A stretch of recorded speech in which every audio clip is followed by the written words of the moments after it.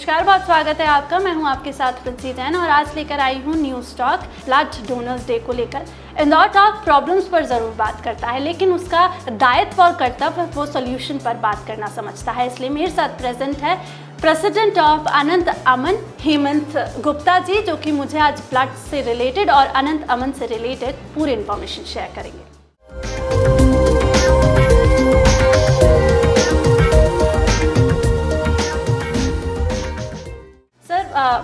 अनंत अमन है क्या? एक्चुअली में अनंत अमन क्या है? जी नमस्कार।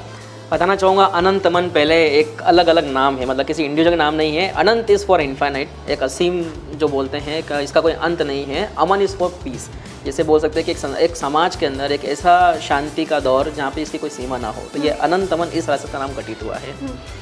रही बात आपने से दान की कही है, तो दान में ऐसा कह सकते हैं कि हर दान का एक अपना विशेष महत्व होता है, लेकिन रक्तदान को महादान की श्रेणी इसलिए कहा गया है कि आज ये एकमात्र ऐसा डोनेशन है जिसको कहीं भी किसी भी फैक्ट्री में मैन्युफैक्चर नहीं करा सकता। ये मानव शरीर से ही आएगा, मानव संसाधन के थ्रू ही आएगा।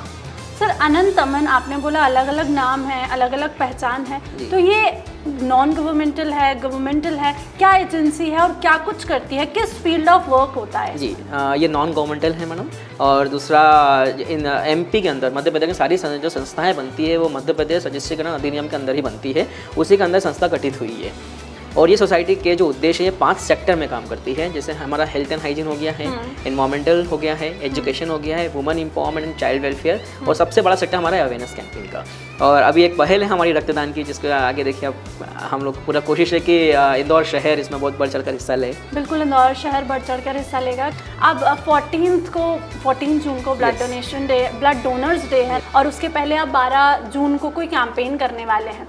सर, उस कैंपेन से पहले हम ये जानना चाहते हैं कि आखिर ब्लड का महत्व क्या है? जी ज़रूर। देखिए, पहले तो हम लोगों ने डेट को प्रीपोन करा है। 14th is the actual date जब वर्ल्ड ब्लड डोनर मनाया जाता है, विश्व रक्तदाता दिवस। 12th को रखने का इंटेंशन ये है कि उस दिन रविवार है, ताकि अधिक से अधिक लोग बढ़ चढ़कर इसमें हिस्सा लें। दूसरा, रक्त के महत्व को आप तभी समझ सकते हैं जब आपने कभी भी किसी भी अपने इष्ट मित्र, दोस्त या परिवारजन में कोई भी व्यक्ति अस्पताल में भर्ती हुआ हो, एक्सीडेंट केस हो, थैलेसीमिया का पेशेंट हो, एनीमिया का पेशेंट हो, या किसी भी बीमारी के तहत या कोई इमरजेंसी केस हो, प्रेगनेंसी केस हो, तो बहुत सारी चीज़ें होती है जहाँ पर रक्त की आवश्यकता बहुत लगती है। एक छोटी सी एग्जाम्पल के तहत इसको बात करना चाहूँगा। इसे एमवाई इंदौर का एक शासकीय बड़ा चिकित्सालय है, जहाँ पे डेली बेसिस पे 150-200 यूनिट ब्लड या ब्लड के कंपोनेंट्स की आवश्यकता होती है। एक इंदौर के एक अस्पताल की ये स्थिति है, तो इंदौर में कितने अस्पताल हैं जहाँ पे काम, मतलब जिस जगह पे इतनी यूनिट रिक्वायर्ड होता है। यदि एक भी पेशेंट को उस दिन कोई इमरजेंसी केस में वो यूनिट नहीं मिल पाती है, क्योंकि इसका कोई भी किसी मेडिकल को उपलब्ध नहीं है, मतलब इसको आप यूनिट से किसी फैक्ट्री में मैन्युफैक्चर्ड कर ले। हमारा इंटेंशन ह्यूमन ड्रग है। हाँ, it's a human drug, definitely it's a great word that you have used, कि हम कहीं से खरीद नहीं सकते। यदि अवेलेबिलिटी यदि मानव के थ्रू नहीं आएगी ना, तो एक समय ऐसा होगा कि लोगों का जीवन ही मरण हो जाएगा सिर्फ रक्त के ना होने से। और जो इजीली अवेलेबल है, हो सकता है कि आज मैं वहाँ खड़ा हूँ, मैं रक्त दे सकता हूँ, मगर मैं अवेयर नहीं हूँ कि मैं किन कंडीशन में उसको दे दूँ। तो लोग जाने कि आपका 50 किलो से ऊपर का वेट है, आप रक्त दे सकते हैं, आप स्वस्थ हैं तो आप रक्त दीजिए। और रक्त नहीं देंगे तो कितने लोग ऐसे हैं जो आपके उस अनजाने कृत्य की वजह से और शायद इस दुनिया को ही छोड़ दें। कि मिथ्स बहुत सारे हो जाते हैं जब हम ब्लड डोनेशन की बात करते हैं। जैसे मैं जाती हूँ तो मेरी मॉम कहती है कि तुम बहुत पतली हो, तुम ऐसी हो, तुम्हारा अंडरवेट है, तुम्हें। तो मिथ्स क्या कुछ होते हैं, क्या कुछ इश्यूज आ जाते हैं लोगों में कि हम डोनेट नहीं कर सकते। लोग ये बोलते हैं कि हम ब्लड डोनेट करेंगे हमें कमजोरी आ जाएगी, हम दूसरों का फ़ायदा क्यों करें। तो क्या कुछ मिथ रहते हैं, कुछ 5 ऐसे मिथ, और उनका सोल्यूशन क्या रहेगा? देखिए, मिथ एक थोड़ा सा, इसको मिथ एक गाइडलाइन भी होती है और एक मिथ भी होती है। हम लोग पहले गाइडलाइन की बात करते हैं। जो मेडिकल एक गाइडलाइन है कि आपका एक आइडियल वेट 45 to 50 kg के अबव होना चाहिए, ताकि आप अंडर वेट ना हो। आप अंडर वेट आप ब्लड डोनेट नहीं कर सकते। एक हीमोग्लोबिन का परसेंटेज होता है कि 9 से नीचे या 7 के नीचे, तो आप ब्लड डोनेट नहीं कर सकते। ऐसी कुछ गाइडलाइन जो स्टैंडर्ड आपको कहीं भी मिल जाएगी। तो इन गाइडलाइंस के यदि आप इनको, जैसे कोई मेडिसिन, आपकी डायबिटीज़ है, डायबिटिक में किसी केस में यदि आप मेडिसिनल हैं तो आप ब्लड डोनेट कर सकते हैं। यदि आप इंसुलिन बेस्ड हैं तो आप डोनेट नहीं कर सकते। मतलब अगर आप माउथ मेडिसिन ले रहे हैं तो आप डोनेट कर सकते हैं, और अगर आप हर केस में नहीं बोल सकते, लेकिन जैसे इमरजेंसी केस से कोई अवेलेबल नहीं हो पा रहा है, डॉक्टर कंसीडर करते हैं, तो आप वो चीज़ दे सकते हैं। मगर इंसुलिन बेस्ड डायबिटिक पेशेंट है तो बिल्कुल नहीं दे सकते। ये चीज़ें रहती हैं। और ऐसी बहुत सारी चीज़ें हैं, जैसे मान लीजिए कि कोई आपको अभी एक्सीडेंट हुआ है, उसकी आपकी मेडिसिन चल रही है तो आप नहीं दे सकते, आपको फीवर है आप नहीं दे सकते। ऐसे बहुत से छोटे छोटे मेडिकल गाइडलाइन है जिसके तहत तो लीगली आप नहीं दे सकते। हाँ। और दूसरे जैसे ऐसे लोगों को होता है कि शायद हमें रक्तदान दे तो हमें कुछ बीमारी नहीं हो जाए, ऐसा नहीं है। रक्तदान के बहुत सारे फायदे हैं, आपका कोलेस्ट्रॉल लेवल कम होता है, बिल्कुल है ना, आपका वेट मैनेजमेंट रहता है, तो इसके फायदे ज़्यादा है और कोई नुकसान नहीं है। नुकसान ऐसा कि आप साइकोलॉजिकल अपने पहले से कोई बना लिया है कि मुझे कुछ होगा, तो आप नहीं देंगे तब भी कुछ होगा। It's all about your psychology. और हर व्यक्ति रक्तदान कर रहा है, आप देखिए ना दुनिया में बढ़ चढ़ के लोग, इंदौर शहर की बहुत अच्छी बात है कि लोग बढ़ चढ़ के हिस्सा ले रहे हैं रक्तदान में। आपको हर हफ्ते में कम से कम 2 कैंप मिलेंगे, तो ये बहुत ही हमारे शहर की बहुत ही अच्छी मतलब बात कहनी चाहिए। लोग इतने अवेयर हैं। सर, जब भी कोई ब्लड देने जाता है, अगर उसने ब्लड दे दिया तो उस ब्लड में बहुत सारे कंपोनेंट्स होते हैं, आरबीसीज होता है, डब्ल्यूबीसी होता है, प्लेटलेट्स होता है, और भी कई कंपोनेंट्स होते हैं जो हमें भी नहीं पता होते हैं। तो उन कंपोनेंट्स को इकोनॉमिकली यूज़ किया जाता है, अलग अलग कंपोनेंट को, वाइट बीसी हो गया या फिर प्लेटलेट्स हो गया, डेंगू में यूज़ होता है, तो कैसे उसको इकोनॉमिकली ब्लड बैंक यूज़ करते हैं? देखिए, ऐसा होता है जब भी कोई व्यक्ति रक्तदान करता है तो पहले उसका टेस्ट होता है। हर ब्लड बैंक उसका काफ़ी सीवियर लेवल पे उसका टेस्ट करती है। जैसे 5 बड़ी डिसीज हो गई है, हेपेटाइटिस हो गया है, HIV हो गया है, तो कहीं वो व्यक्ति उससे ग्रसित तो नहीं था, तो इसका टेस्ट होता है। उसके बाद उस ब्लड को यूज़ किया जाता है, यदि वो सभी टेस्ट से क्लियर होता है तो उसको फिर स्टोर कराया जाता है काफ़ी अच्छी कंडीशंस के अंदर। और फिर जैसे आपने कहा है कि किन किन परिस्थितियों में, जैसे डेंगू के पेशेंट्स हो गए, जो उसका घटक आप बात करें, कंपोनेंट्स हम घटक बोल सकते हैं। मेजरली लोग कहते हैं कि एक ब्लड यूनिट, आपकी एक यूनिट 3 जिंदगियां बचाती है। तो 3 जिंदगी का कहने का मतलब है कि एक जो यूनिट आया है उसके 3 घटक मेजरली बड़े, ऐसे और भी घटक होते हैं, 3 बड़े घटक ये बोल सकते हैं कि एक RBC सेल हो गया है, देन जैसे हीमोग्लोबिन किसी को कम है तो उसको RBC दिया जाता है। डेंगू के पेशेंट्स हो गए, मलेरिया के पेशेंट्स हो जो भी बहुत आए थे, उनको हम लोग प्लेटलेट्स देते हैं। और उसका एक फैक्टर होता है प्लाज्मा, जो भी कोविड में बहुत काम आया है। तो इसे 3 घटकों में इसको डिवाइड करा जाता है।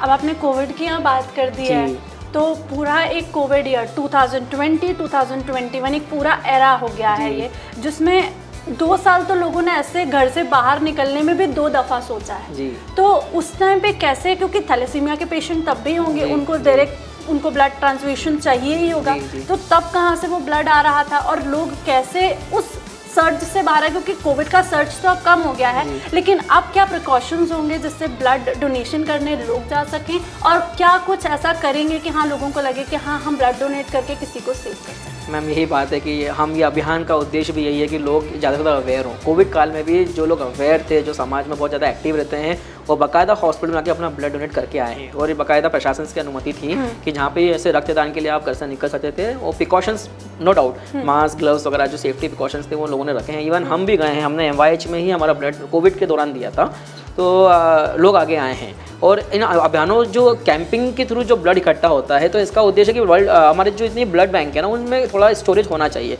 ताकि ऐसी कोई इमरजेंसी कंडीशन आती है लोग बाहर नहीं निकल पाते, तो हमारे पास इतना स्टोरेज हो कि इमरजेंसी केसेस में यूज़ आ सके। ओके, अब आपने ब्लड बैंक की बात कर दी है, तो इंदौर में क्या कुछ, अगर हम इंदौर की बात कर लें तो इंदौर में अभी ब्लड बैंक की क्या स्थिति है? हर एक हॉस्पिटल में कितना यूनिट ब्लड रखा जाता है कि एकदम इमरजेंसी आए तो हमारे पास उतना ब्लड तो मौजूद हो? मैम, हर हॉस्पिटल का तो मैं नहीं बोल सकता प्राइवेट हॉस्पिटल में क्या चीज़ें होती है, लेकिन शासकीय जैसे हम लोग MYH से बहुत जुड़े रहते हैं, हम लोग की सेवा वहीं दी जाती है। तो बेसिकली हमको रिक्वायरमेंट्स पता होती है, मतलब वहाँ कितनी बार से कंडीशन होती है कि वो रिक्वायरमेंट जैसे 150-200 यूनिट है ना पर डे, इतना वहाँ पर यूनिट लगता है। तो उसका कभी कभी ऐसे पॉइंट आता है कि वो रिक्वायरमेंट फुलफिल नहीं हो पाती है।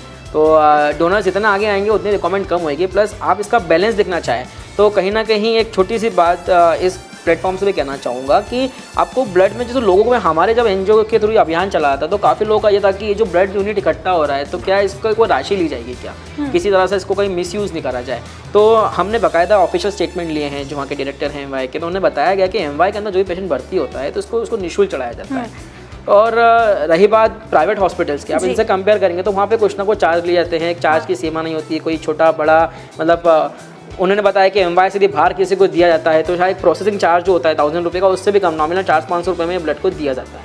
ये चीज़। तो जैसे ब्लड डोनेट कर दिया आप किसी इंसान ने, तो क्या कुछ प्रॉब्लम्स उसके बाद कोई प्रॉब्लम आती है नहीं मैम।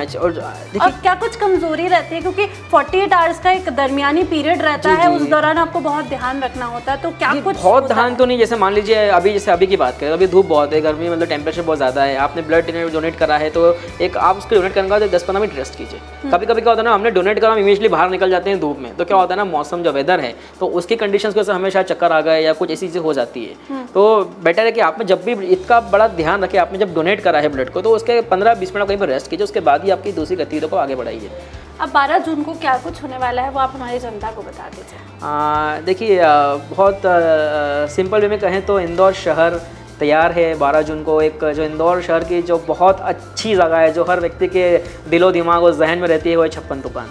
छप्पन दुकान पे स्थित वन सेंटर पे, उसकी लॉबी में, उसके बेसमेंट में हम लोग एक रक्त शिविर का आयोजन कर रहे हैं, जो कि एक महाअभियान के तहत करा जा रहा है। महाअभियान का उद्देश्य है कि लोग, स्पेशली जो फर्स्ट टाइम डोनर है, जिन्होंने आज तक ब्लड डोनेट नहीं करा है, या ऐसे लोग जिन्होंने आज से 2 साल पहले, 3 साल पहले ब्लड डोनेट करा था, कि वो रेगुलर ब्लड डोनर नहीं, वो रेगुलर ब्लड डोनर बने। इस कैंप का ये उद्देश्य के साथ हम लोग वहाँ पे एक शिविर का आयोजन कर रहे हैं। एक छोटा सा लक्ष्य भी रखा है कि इंदौर यदि 1000-1200 यूनिट कर लेता है तो एक अम्बाई की बड़ी मदद हो जाएगी। तो उस लक्ष्य की पूर्ति के लिए यदि इंदौर शहर के जितने भी जनवासी वो आगे आएँ, तो ये इस कैंप को सफल बनाने में आप सबका सहयोग हमेशा इंदौर के इतिहास में लिखा जाएगा। क्योंकि जिस जगह शिविर लग रहा है वहाँ पहले कभी कोई शिविर हुआ नहीं है इस तरीके का। तो आप सभी से निवेदन है, और जैसे कहते हैं, हमने भी कुछ इंटरव्यूज़ लिए हैं, बहुत सारे डॉक्टर्स हमसे जुड़ रहे हैं, तो डॉक्टर सलील सर ने एक बार एक लाइन कही थी कि कीमती है एक एक बूंद, कीमती है एक एक बूंद पेट्रोल, पानी और खून। तो आप उस चीज़ का, उस ड्रॉप का मीनिंग समझिए। आपका यूनिट 3 जिंदगियां बचाएगा, और करके देखिए, अच्छा लगेगा। और रक्तदान के लिए फिर आखिर में जरूर मैं कहना चाहूँगा कि टैबू के हिसाब से कि रक्तदान आसान है, कठिन नहीं है यार। रक्तदान आसान है, कठिन नहीं है यार। इंदौर को रहना है 12 जून को तैयार। बहुत शुक्रिया ईमन जी आपका हमारे साथ बात करने के लिए। तो ब्लड डोनेशन 12 जून को होने वाला है। 12 जून को 1200 यूनिट आपसे मांगा जा रहा है। आपके ज़िंदगी के मात्र 10 मिनट लिए जा रहे हैं, और उस 10 मिनट में आप किसी एक की जान ज़रूर बचा देंगे। जाने अनजाने में सही, आप किसी की जान ज़रूर बचा लेंगे। तो आप जाइए 56 दुकान और प्लीज़ ब्लड डोनेट करिए, क्योंकि ब्लड डोनेट करने में आपको एक भी नुकसान नहीं होने वाला है, बल्कि 100 फ़ायदे आपको मिलने वाले हैं। इस कॉन्वर्सेशन में आपको 100 फ़ायदे ज़रूर मिले होंगे, तो कमेंट सेक्शन में ज़रूर बताइए, और आपको सारी डिटेल्स कमेंट सेक्शन में मिल जाएंगी कि आपको कहाँ जाना है, कैसे जाना है और कब जाना है। Till then, this is Princy Jain signing out. Shri Maruti courier services देश की एक विश्वसनीय कुरियर कंपनी, जो देती है अपने ग्राहकों को लोकल, नेशनल और इंटरनेशनल कुरियर सेवाएं। श्री मारुति कुरियर सर्विसेज की मदद से आप कर सकते हैं all over the world international अपने किसी भी पार्सल की होम डिलीवरी। आज ही अपने पार्सल की फास्ट, ऑन टाइम और डोर स्टेप डिलीवरी के लिए डाउनलोड कीजिए Shri Maruti courier services app, या लॉग इन करें shrimarutikuरियर.com पर।